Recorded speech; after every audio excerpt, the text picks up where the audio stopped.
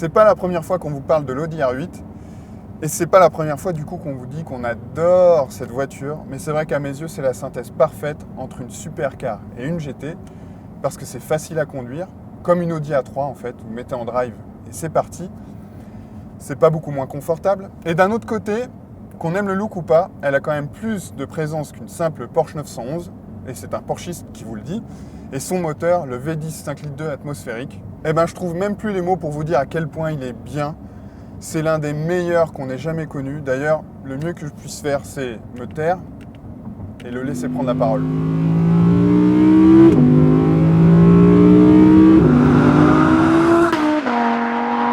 Mais cette R8 qu'on essaye aujourd'hui, elle est encore mieux que les autres. Est-ce qu'elle est plus performante, plus puissante?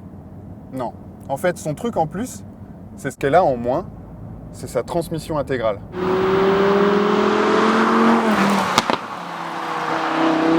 Stefan Winkelmann, le patron charismatique de Lamborghini, avant d'arriver chez Bugatti, a fait un petit crochet par Audi Sport et a dit « Mais les gars, est-ce qu'on ferait pas une R8 pas quattro ?» Mais quel génie! Et une R8 propulsion, qu'est-ce que ça change? Eh ben, ça change rien du tout en fait. Et c'est ça qui est génial, c'est que 80% du temps, ça reste la même voiture, aussi facile à conduire, aussi polyvalente. Et les 20% du temps restant, eh ben, elle est encore plus fun à conduire. Si vous voulez faire des choses aussi déraisonnables qu'inutiles comme démarrer en burn ou passer un virage par la portière, eh ben, c'est possible.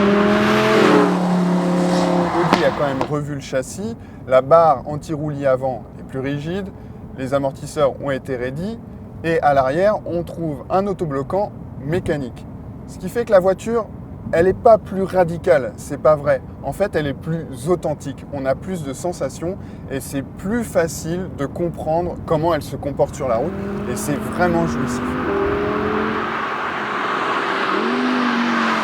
D'ailleurs, peu importe s'il faut se contenter de la déclinaison la moins puissante du V10, celle de 540 chevaux, ici, plus que les performances, c'est le plaisir qui compte.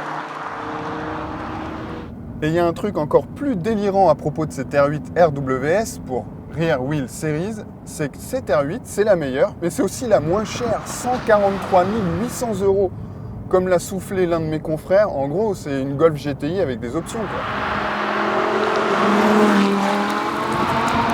D'ailleurs, c'est tellement peu cher que le problème, c'est qu'il n'y aura pas assez d'exemplaires à vendre, puisque c'est une série limitée à 999 exemplaires. Non mais les gars, chez Audi Sport, fallait en faire plus, tellement c'est bien. Et puis là, je m'adresse à ce cher Stefan Winkelmann, ça m'étonnerait qu'il nous regarde entre deux super versions de Chiron, mais bon, on ne sait jamais. Si on avait voulu aller dans le côté encore plus authentique, il y a un truc qu'on aurait changé. Ah, suivez mon regard. La boîte mécanique de l'ancienne génération de R8, rien que le souvenir du bruit de la commande qui claque contre la grille en allume, mais j'en ai presque des larmes aux yeux. Mais bon, on va pas bouder notre plaisir. Des super sportives ou des sportives avec un moteur central arrière atmosphérique de plus de 500 chevaux et propulsion sur le marché, il en reste plus des masses. D'ailleurs, moi, je vous laisse compter. Je vais en profiter encore un peu.